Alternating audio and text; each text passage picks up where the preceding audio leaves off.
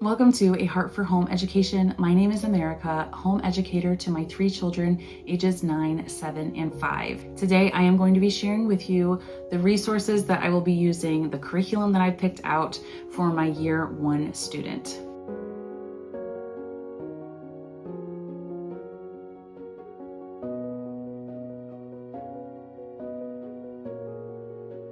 So my 5-year-old will be 6 next month, and he will start out in formal lessons. A Charlotte Mason education typically does not start until children are 6 years old, but before that you can do some informal phonics instruction and math instruction. So he kind of goes into his first year of education kind of being like kindergarten first-ish, but we are really excited to include him in official formal lessons. I'm so excited to hear his first narration, and I will officially be teaching all 3 of my children at once. So first up, I will talk about some of his individual skill subjects, and at the end of the video, I will talk about some things that he is doing with just he and his sister, kind of like their specific studies. And then in a separate video, I will share what we are doing as a family. So first up, to read, we are already using Teach Your Child to Read in 100 Easy Lessons. He is almost halfway through this book, and this has been really working for him. I've used this with other of my children, and it did not quite work, and I did not quite enjoy it. But these really have been easy and fun lessons, and he's really enjoyed using this approach. So we will continue with this for as long as it works for us. I hope we can just get through the whole book, but I know once you get to the end, there's still a little bit of phonics instruction left to be had.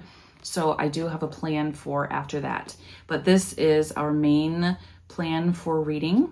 And then if we finish that and we need further phonics instruction and we still have some school year left, we plan to use the Ordinary Parent's Guide to Teaching Reading.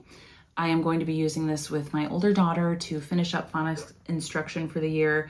And so I figured that we will just try this with him once he's done with 100 Easy Lessons. The other element of my child's Charlotte Mason approach to language arts is going to be copywork and handwriting. So those kind of go hand in hand until he can print on his own, and then he can actually do a little bit more formal copywork.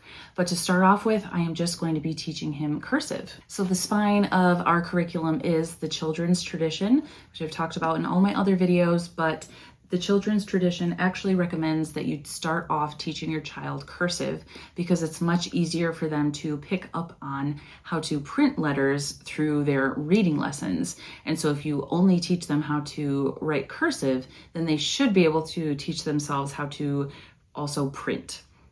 And so that is the goal here. I am following that recommendation for my youngest, and I picked up this cursive board, which is massive. I did not know it was going to be this big. It's so big, but it comes with little writing styluses. And my youngest son and my daughter will also use this. So they will trace out the cursive letters for a while before I have them move on to printing. So this board has lowercase on this side and then uppercase on this side. And so this is what we will be using to start off our cursive instruction. And I am pairing that with the rhythm of handwriting. This is from The Logic of English. And I just bought the student workbook. I didn't buy the teacher workbook, but I really liked the activity suggestions that were in this, the suggested scheduling that is in this.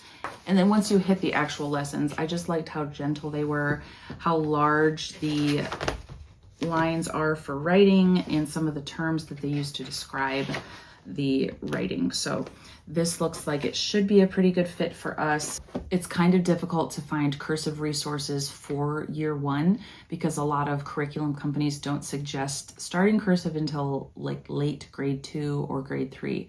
So a lot of the resources are for those higher level students. It was kind of difficult to find a resource that would work for us at this age. But this is what we've landed on for teaching cursive. And then once he makes it through this cursive, then I can assign copy work. And copy work for us usually just comes out of readers, something that I've read, or just simple copied sentences from the books that he's able to read at whatever level he's at that time. And then for math, we are doing Generations Math. So this is my first numbers. So this is the kindergarten math curriculum from Generations. And so I started him with this one, but I think it's going to be too easy. It is only 90 lessons. So my plan is to just go through this as needed and then move on to Math 1 from Generations if this is a good fit for us. But I just didn't want to jump ahead to Math 1 and sort of miss some of the things that are in this. So I think it will boost his confidence, and I think he's really going to enjoy this. So this is what our pick is from Generations Math. I like the approach of this curriculum because it moves from the concrete to the abstract and then kind of swings it back to the concrete. So the math concepts are introduced by the concrete first, by the use of manipulatives and observing God's world and the natural phenomenon in God's creation, and then using real photos of God's world. And then it follows up with the abstract math equations. And then the final step is to take math back into the concrete, into the kitchen, the workplace, the game room, applying math in day-to-day life. And so this seems like a really cool approach that really fits in with that poetic mode of learning that we are after as classical educators. I like how this curriculum weaves it back into real life, but that it also has review and repetition and beautiful pictures of God's world. So I'm very excited to use this curriculum, and I hope it is a good fit for our family. So those are all of the specific skill-based picks for my year 1 student, and then I will just kind of quickly show you what I am planning to use with him and his sister for their shared subjects. So first up is nature lore. This is kind of what we do for science in the early years in a Charlotte Mason approach to education. So we will do nature study as a family, and I'll talk about that during my video about our family subjects. But for my younger 2, we are doing nature lore. And so we will be doing the Burgess Bird Book paired with Learning About Birds by Simply Charlotte Mason. So this lesson book just kind of explains how to teach and gives you ideas for how to teach the Burgess Bird Book. So I have those 2 together, and I'll also need to pick up Blackie the Crow, and that will round out our nature study. And we will also paint or draw the birds that are found within the Burgess Bird Book in our nature notebooks. And then for geography, we are going to be using Alveary's Geography 1. So you can purchase geography a la carte on Alveary's shop tab. They have lots of things that you can purchase a la carte, but this is what we've purchased for this year is Geography Year 1. The Alveary's Geography 1 gives lesson plans for how to use Elementary Geography by Charlotte Mason. And then it also has some more modern picture books to go along with that study. So things like What Makes Day and Night,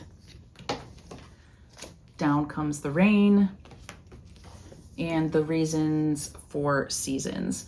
So these all go together, and the Alveary has given you object lessons to do, narration and notebooking prompts. There are QR codes that link you to relevant videos or other links and resources. So this just looks like a really open and go, easy way to approach our geography for my little ones. And I'm really looking forward to using it. And then for our year 1 history stream for my younger 2, we are going to be doing an assortment of Delaire's biographies. So I have so many in this stack: Wings for Pear, Pocahontas, Benjamin Franklin, Abraham Lincoln, Columbus, and Leif the Lucky. And that's not the order that they will be going in if you are kind of getting whiplash by those different time periods, but this is what we will be doing. It's obviously early American history, a couple of modern books thrown in, but I love these books. My kids love these books. I've already read these with my older son, but circling back to them for my younger 2 is going to be a real treat. And then the literature picks that we are going to be using from the children's tradition. Not all of these are year 1 picks from the children's tradition, but I kind of combined year 1 and year 2 because we had read about half of year 1 and about half of year 2's list already on our own. So I kind of combined them to make a sort of a hybrid year for us for this year. So these are in no particular order, but I will be following the children's tradition pacing for these. So first up, I've got Lulu's Library, Jackanapes, Once on a Time by A.A. Milne, Winnie the Pooh by Milne, The House at Pooh Corner by Milne, and then The Story of Dr. Dolittle and The Voyages of Dr. Dolittle.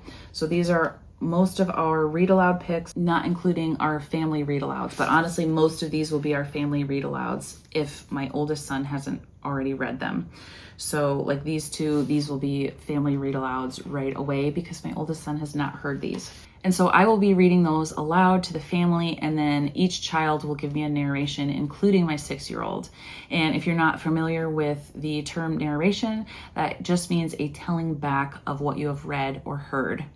And it is a pillar of a Charlotte Mason education. And then to wrap up our literature is Greek Myths by Delairs. This is a beautiful color edition of the Greek Myths retold by Delairs. So those are the picks for my year 1 student, everything that he's doing on his own, the things I am doing with my younger 2 students, and you'll have to tune back in for what we are doing as a family. Looking at all these resources, I'm just so excited by the things that I will be exposing my children to this year, things that they will get to experience and learn about that ultimately point us to God, our Creator. These stories that we will read that will help shape character and habits and our moral imagination. So I'm just so excited by the feast that is ahead of us for this coming year. Please tell me if you have a year 1 student, what are you using with them? Or just share with me what resources you're most excited to use for next year. Thank you so much for watching, and I will see you in the next one.